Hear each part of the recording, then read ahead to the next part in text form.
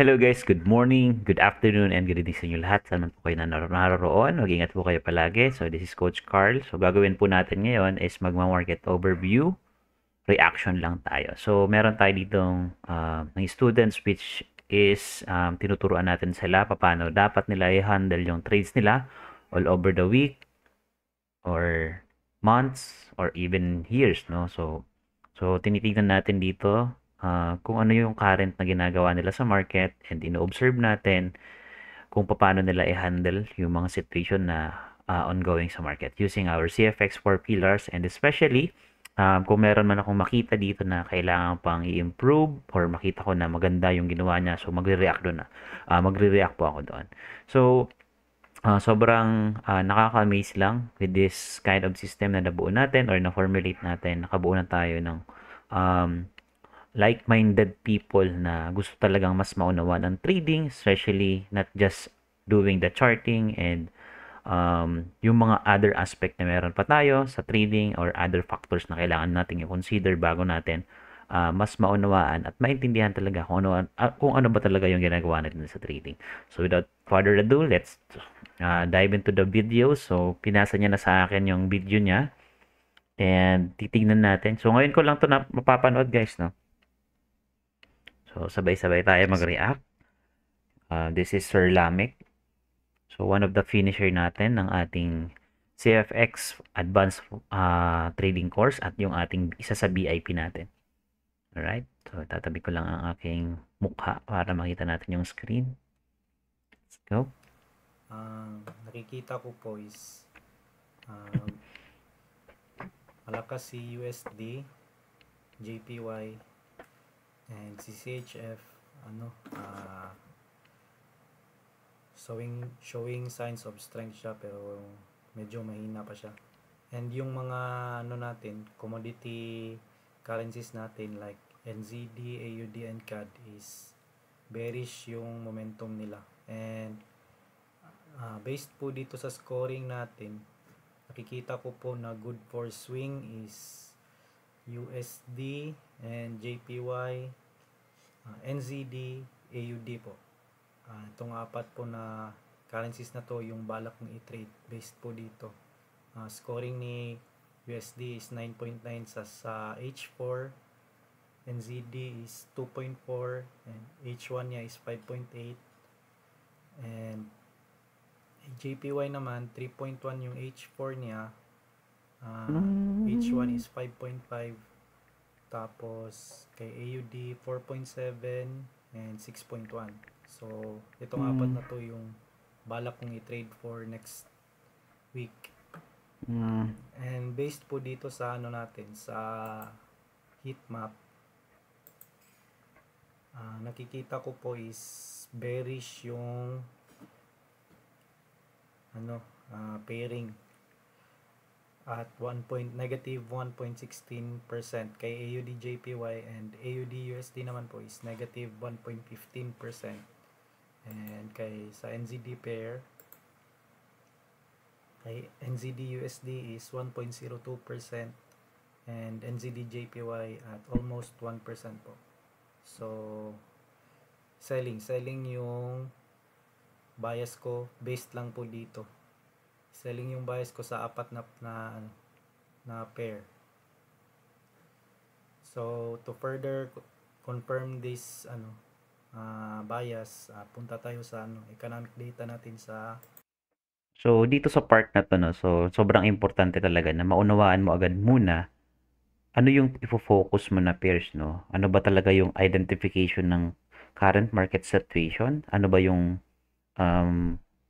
bullish or bearish side? So napaka-importante nun. Mahirap kasi pag tumingin ka kaagad sa chart tapos nakita mo lang sa other traders na yun yung tinitignan nila, tapos ikaw tumingin din tapos nakita mo yung mga confirmation agad sa chart pero hindi mo naman talaga tinignan yung currency strength meter natin, yung heat map natin, and then the sentiment. So much better tignan nyo muna lahat ng ito para mas ma-identify nyo which is magandang setup talaga. Okay, ito sa Sir Lamek is tama yung ginagawa niya. Dito po sa sentiments. Unahin natin si AUD, ang mga AUD pairs natin, AUD JPY. Bearish nga. Bearish yung ano niya, momentum based po dito sa 1 week tsaka 1 day. And kay AUD USD naman,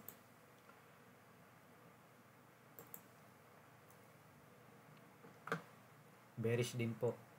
Okay, so na-mention niya dito na bearish yung pairs, no? So, wag kayo malilito doon. Lagi nyo lang tandaan, pag nasa risk off tayo, most of probably is bearish yan. Pero kung sakaling halimbawa, ang tinitrade nyo pala ay USD CAD, baliktad yon. So, even kahit naka-risk on siya, ay naka-risk off, magiging bullish pa rin siya. Okay? Huwag kayo malilito doon. So, lagi nyong titignan na yung risk on and risk off natin is naka-base pa rin kung ano yung current pairs na tinitrade ninyo. Always focus kung ano yung base and currency quote ninyo.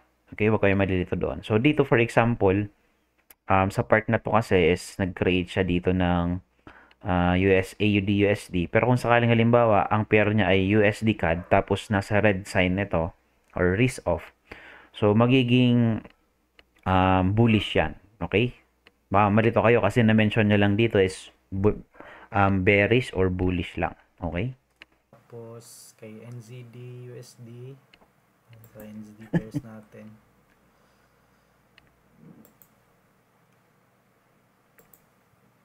NZD JPY,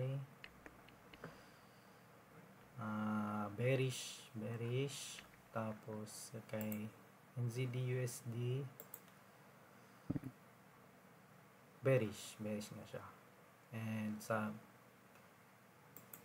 tingnan natin yung economic data dito sa trading economics. So unahin natin si Australia. Tingnan natin titingnan natin yung GDP growth rate niya. Australian economy expanded 0.2% quarterly in quarter 4 of 2023, easing from an upwardly revised figure in quarter 3 and market estimates of 0.3%. Parang lumakas nga yung economy ni Australia, pero parang siya, dovish yung paglakas ng GDP niya, which is reflected dito sa sa chart. Pababa yung from 0.5 down to 0.3 sa quarter 3, tapos ngayon sa latest data is nagbaba ng 0.2%. So, eto guys, no? So, sobrang napakahalaga din ito. Sa trading kasi you need to become knowledgeable sa narrative, no? So, yung tinuro ko sa kanila, which is narrative trading na ito, kumbaga, magbe-base ka na sa current narrative report ng each indicators na lumalabas sa market. For this example, chinek niya yung Australian dollar, which is, inuna muna niyang chinek yung GDP. So, meron kasi yan connect, no? Connect yan from GDP, inflation, to employment, and then to interest rate. So, dapat maaral yung mabuti yung flow para mas maunawaan yung mabuti kung paano dapat siya i-handle. So, parang masasabi kong humihina yung GDP growth rate ni Australia. And next ko naman pong titingnan is yung inflation rate po.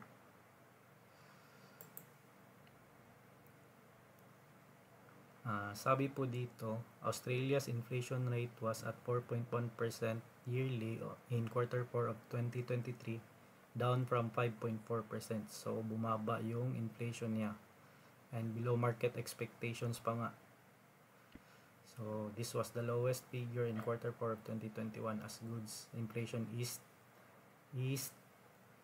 for the 5th consecutive quarter.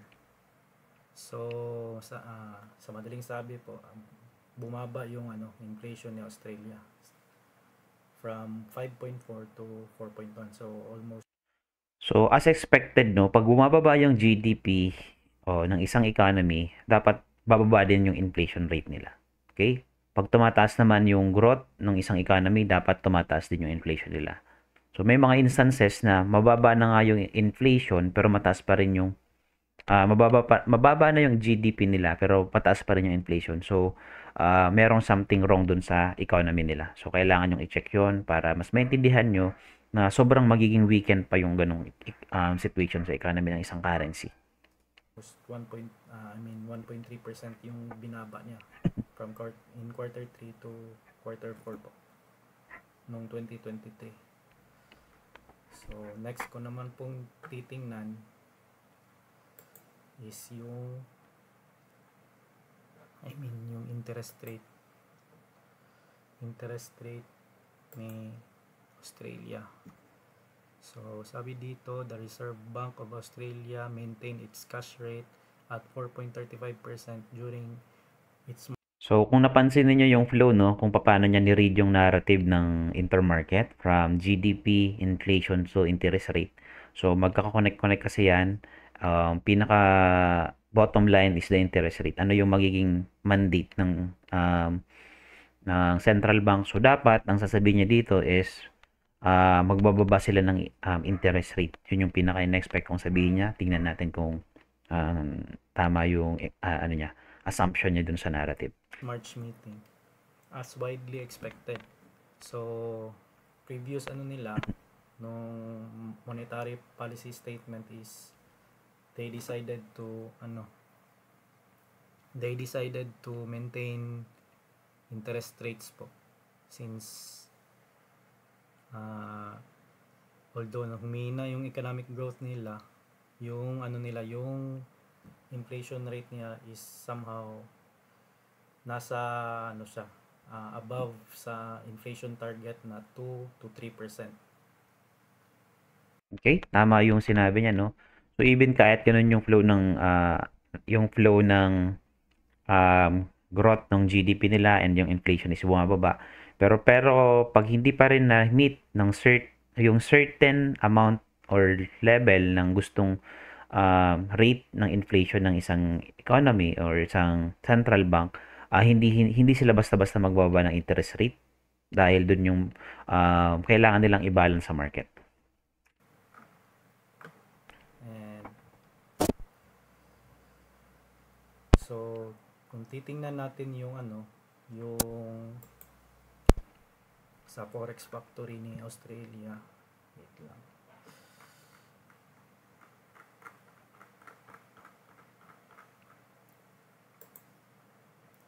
Australia. Focus tayo kay Australia. So, after niya makita yung information about the GDP and inflation and interest rate, so meron na siyang idea ano yung current market cycle or situation ng isang economy sa ngayon. Yung specifically yung Australia. So, ngayon, papunta na siya sa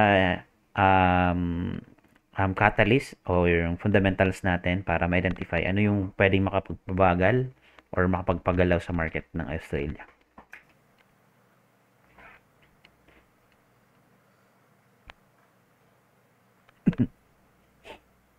March 1. Ito yung March 19. So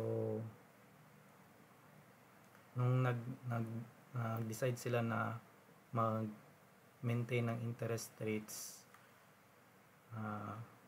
based dito, employment change nila gumanda based sa quantitative data. If titingnan natin yung quality,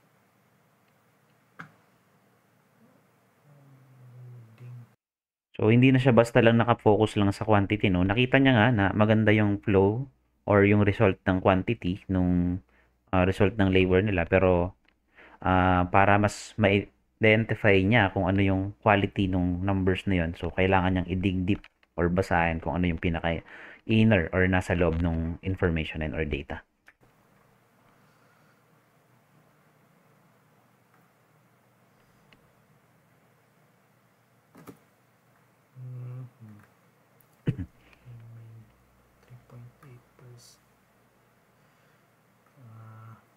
wala akong makita ano dito.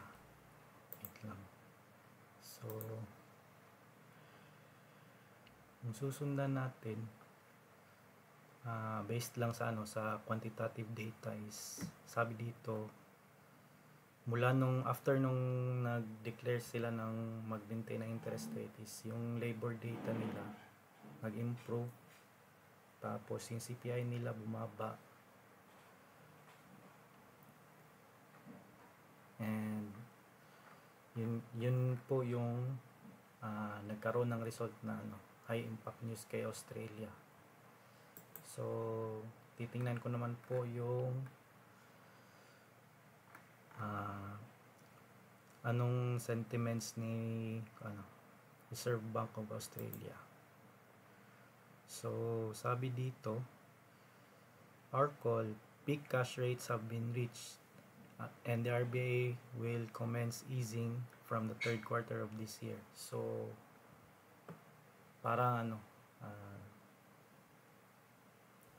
may chance na bababa na si Australia. So para naiisip ko dito, si Australia is nasa peak na nung market cycle natin. So masasabi kong si Australia is nasa siya, selling na po yung niya. Tapos sunod ko naman pong i-check is si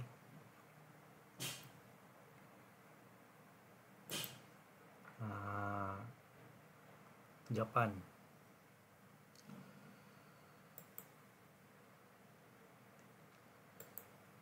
Check natin si Japan. Yung growth rate niya, Japan's GDP grew by 0.1%. So lumakas ng bahagya yung GDP ni Japan, based on reflected dito sa chart po. So from negative 0.8 lumakas ng 0.1%. So and tingnan natin yung inflation rate niya.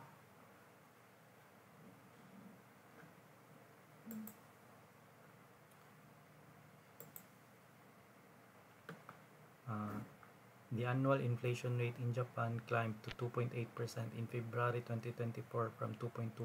So lumakas din yung inflation rate ni Japan. Based kikita po dito sa chart, from 2.2 nag-jump to 2.8%. So both GDP and inflation rate for Japan lumakas. And tingnan natin yung recent data na release kay Japan po.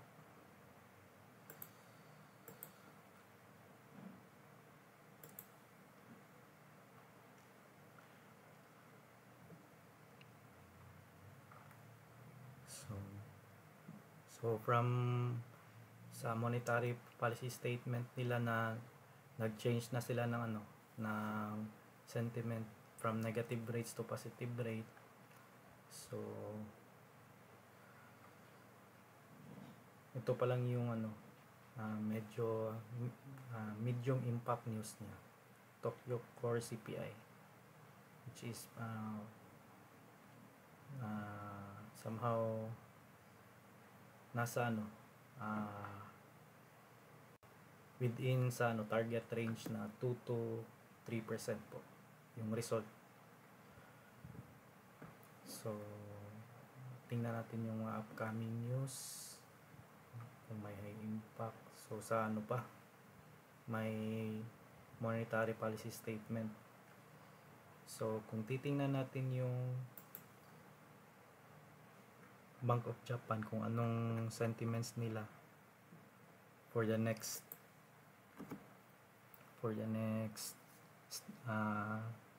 monetary policy release is para ito, likelihood of a hike in June is slightly higher than in April. So balak ng magkaroon ng rate hike si Japan. Yung sentiments ko kay Japan is ano siya, buying na po yung ano ko kay Japan. Next naman po is kay USD. So, punta tayo kay USD.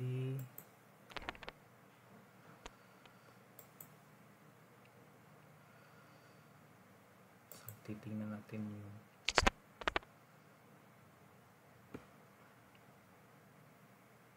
so, sa GDP growth rate ni US, the US economy expanded an annualized 3.4% in quarter 4 of 2023, slightly above 3.2%. So, lumakas yung ano niya, GDP.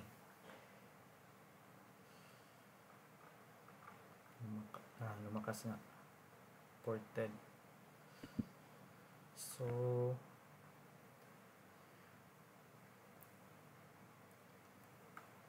based dito sa chart is ano siya, yung annual na ano niya is 3.4, pero bumaba yung ano niya, yung from 4.9 nung quarter 3 tapos to 3.4, although nasa above ano pa to, above, I mean malakas pa rin yung ano niya, yung GDP growth rate niya 3.4%. So punta tayo kay, sa inflation naman.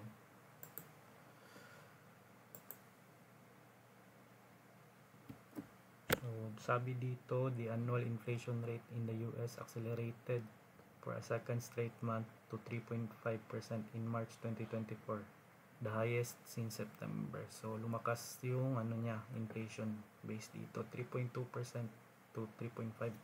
So both GDP and inflation is malakas kay US. So sunod nating titingnan is yung interest rate. So last nila policy statement is nag-maintain lang ata sila ng ng interest rate. Dito, the Federal Reserve left the Fed funds rate steady at a 23-year high of 5.25% to 5.5%. So kung titingnan natin yung FedWatch tool,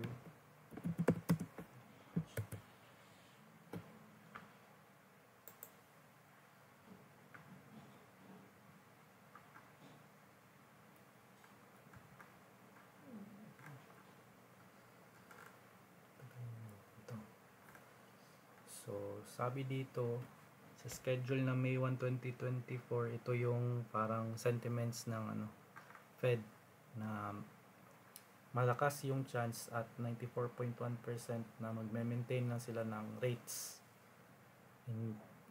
instead na bumaba. Although may parang ongoing market sentiment na magkakaroon ng rate cuts si US. So titingnan naman natin yung yung mga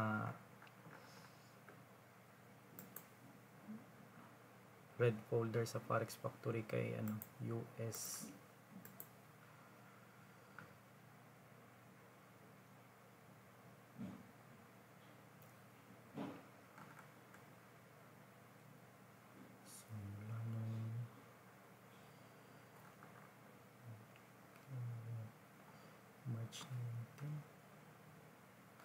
March 21 ito.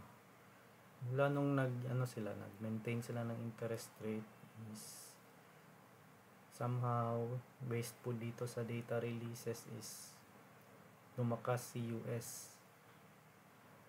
And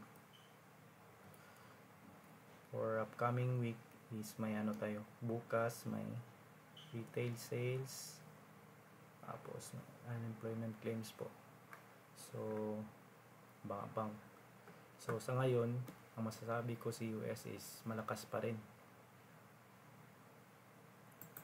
tingnan natin yung yung sentiment ni Fed.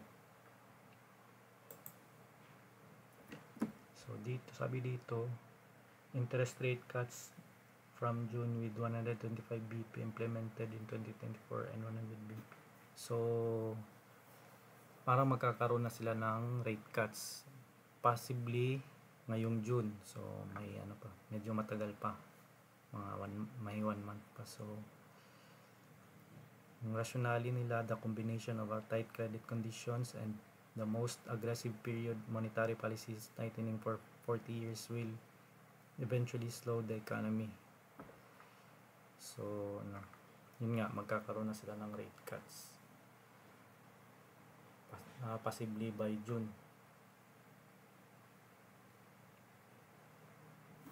And next naman nating titingnan, we see NZD.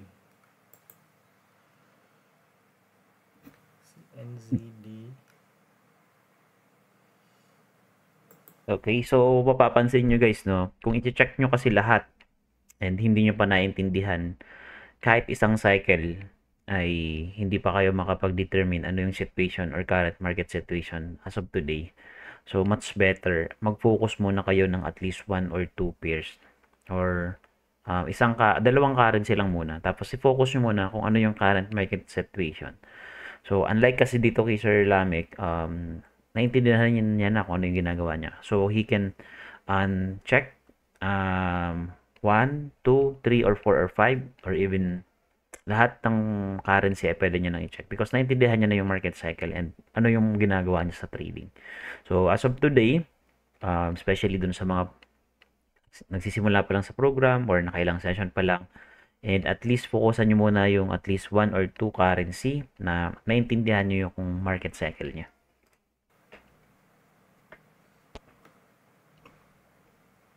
New Zealand. GDP growth rate niya.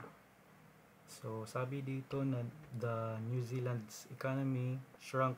So parang humina yung niya, GDP growth rate by 0.1% quarter on quarter in the fourth quarter of 2023 following a 0.3% contraction. So nag-contract na sila in the previous data plus nag-contract pa rin ng 0.1% so dito. So parang masasabi ko dito is ongoing recession si NZD. Check natin yung niya, yung inflation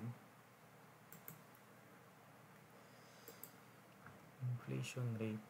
So the annual inflation rate in New Zealand is humina din to 4.7% in the 3 months to December of 2023 from 5.6%. So 0.9% yung binaba niya dito. So both GDP and inflation rate ni NZD is mahina. So confirmation na mahina pa si NZD and possible nasa siya, nasa trough nung market cycle natin. So check natin yung niya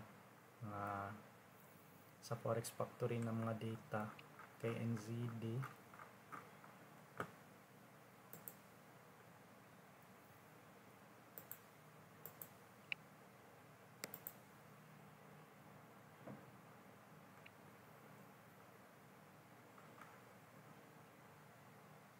Mula nung alam ko nagkaroon ng ito last Wednesday, nagkaroon siya ng monetary policy statement na nag-maintain lang sila ng interest rate since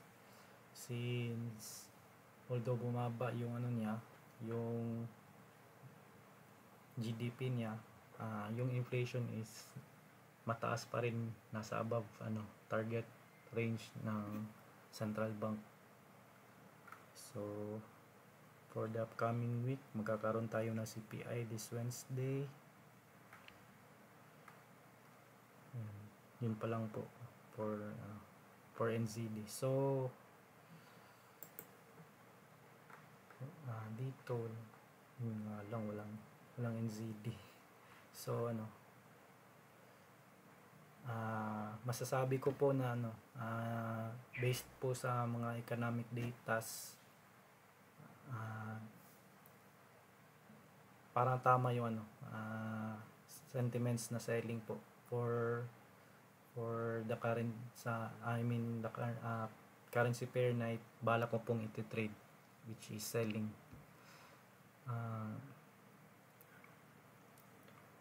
Pupunta na ako sa chart. Unahin ko si AUDJPY. Base po dito, selling yung bearish na yung momentum niya. Nagkaroon na siya nito. Ito ata yung dito na part is nagkaroon ng USCPI. So if I will trade this sa H4 na time frame,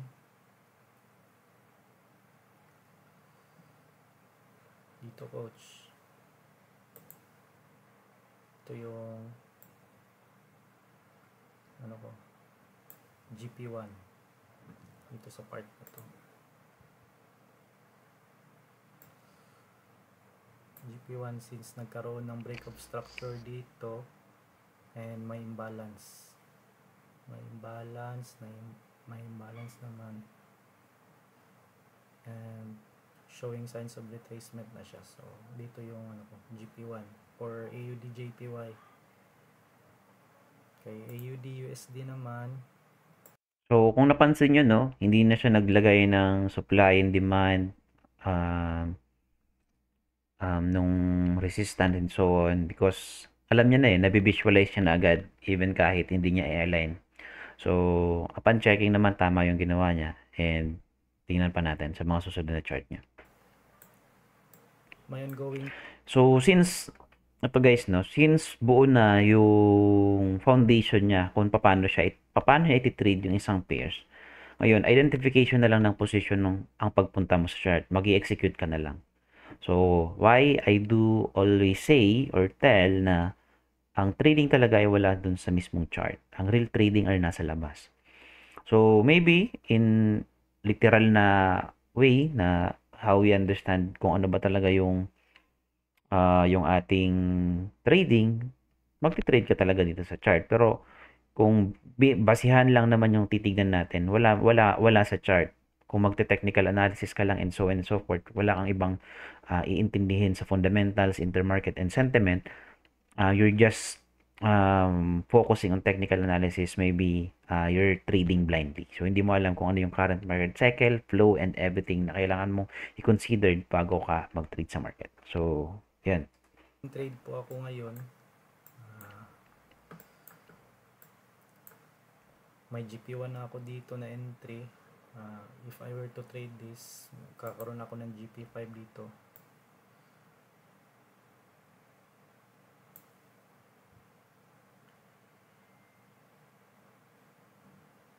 Ito yung entry dito sa zone na to.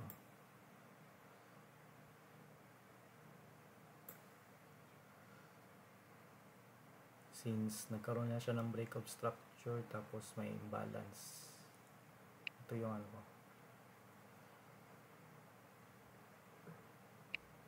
and for NZDJPY sa H4 time frame, same din po. Dito yung supply tsaka since may imbalance siya dito banda, so yung GP1 ko is here.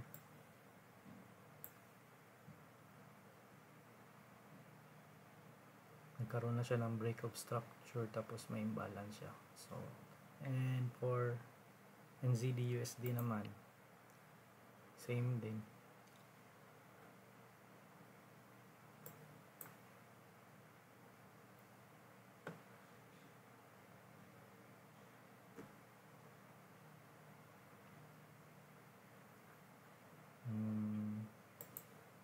Dito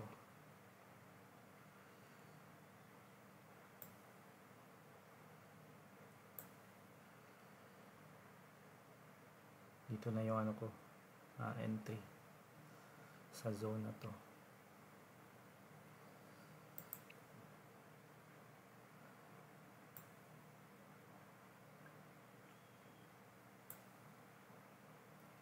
Since ito yung nakikita kong supply, tapos may break of structure siya dito, and may imbalance din po. So dito yung ano ko, GP1. Yun lang po, coach, yung trading idea ko for the next week. Thank you po. Okay, so ang galing, no? Ang gandang pakinggan, ang gandang makita na ganun na yung process niya on how he trade the market. And hindi lang basta trading idea, no? With confidence. Confident na siya dun sa ginagawa niya, na kung saan basically, if you know the risk management, hindi ka na sobrang mangangamba o matatakot na pumasok sa market. And especially kung meron ka ng na naunawaan mo na yung CFX 4 pillars, alam mo na kung paano mag-trade and i-handle yung risk management, and magkaroon ka ng money management sa account mo. Kasi we can use CFX code from GP1 to GP8 na na-discuss na natin within those sessions. And so far, no, so upon observation ko kay Sir Lamek, so sobrang galing ang galing niya na mag-trade. Naunawaan niya na yung situation, kung ano yung ginagamit niyang way, kung paano niya i-handle yung mga trades niya. At the same thing, sobrang nakaka-amaze lang na naibahagi natin yung kaalaman, no, guys. Imagine na lang natin that he is a newbie, no. Wala siya talagang idea sa trading bago ko siya maging student or maging apprentice sa program. So, nakaka-proud lang din na makita siya kung paano niya na i-explain yung trade niya, paano niya i-execute yung trade niya, and sobrang nakaka-proud lang din as a mentor or as a coach, or as I share my knowledge to him. Sobrang nakaka-amaze lang din na makita siya na nag-improve na ng ganun. And nasa process pa rin naman siya on how we can handle things on the market. So marami pa akong ibabahagi sa kanya, marami pa akong gustong i-share sa kanya na mas mapapatibay or mas mamumold siya sa trader. So I guess that's all for today's market overview reaction video dun sa trading plan niya. So this video is created yesterday. Sabi kasi niya sa akin ay hindi siya available kaninang umaga ng 8 to 9 a.m. dapat yung live session namin, kaya lang sabi ko gumawa ka na ng mag-prepare ka na ng market overview mo ngayong araw na to, kahapon pala, Sunday, para pag dating ng bukas, i-review ko na lang siya and i-react ko na lang, and ma-observe ko din kung ano yung mga kailangan niya pang improve, and may observe niya din kung ano yung mga tamang points na na-mention niya, at mako-confirm niya na tama yung ginagawa niya. So yung sobrang napaka-importante kasi doon sa way on how we share the knowledge doon sa mga apprentice natin, at the same time mas mabuboost yung sarili niya to become more confident dun sa ginagawa nila. So I guess that would be all for tonight, and maraming salamat, and see you next time.